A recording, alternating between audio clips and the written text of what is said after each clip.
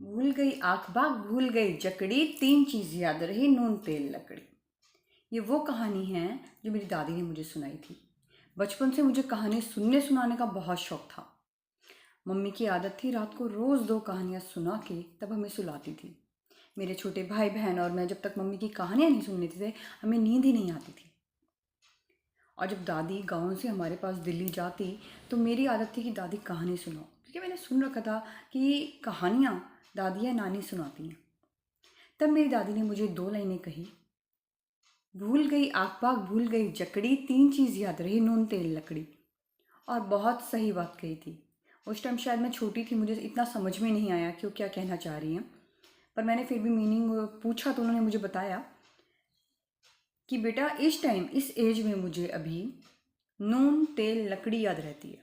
It means kitchen का सारा सामान याद रहता है बट कहानियाँ याद नहीं है। मैंने इतना इरिटेट कर दिया, इतना परेशान किया होगा उन्हें कि उन्होंने आखिर में ये लाइन कह ही दी और इसका मीनिंग भी मुझे समझाया कि नमक, तेल और लकड़ी यानी चूल्हे की सारी चीज़, रसोई की सारी चीज़ मुझे याद है, बस कहानियाँ याद नहीं है। और कहानी सुनने के लिए मुझे मत कहो। ना वो सुनना पसंद करती थी ना सुनाना पसंद करती थी, क्योंकि नहीं याद था। और मेरी मम्मा इतनी स्मार्ट थी, रोज़ रात को मैं दो कहानियाँ सुनाती थी बट उनकी फिक्स थी, वार के अकॉर्डिंग कहानी सुनाएंगी। एक कहानी है वार के अकॉर्डिंग, यानी कि सोमवार है तो सेठ और सेठानी की कहानी फिक्स थी, मंगलवार है तो मंगलवार की कहानी फिक्स थी।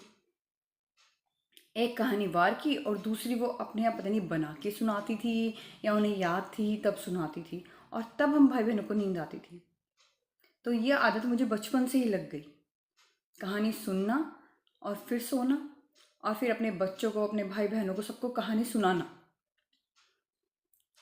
तो मुझे कहानी सुनने और सुनाने का बहुत शौक है। आई होप मेरी कहानियाँ आपको भी पसंद आएगी। इसी के साथ राधे राधे।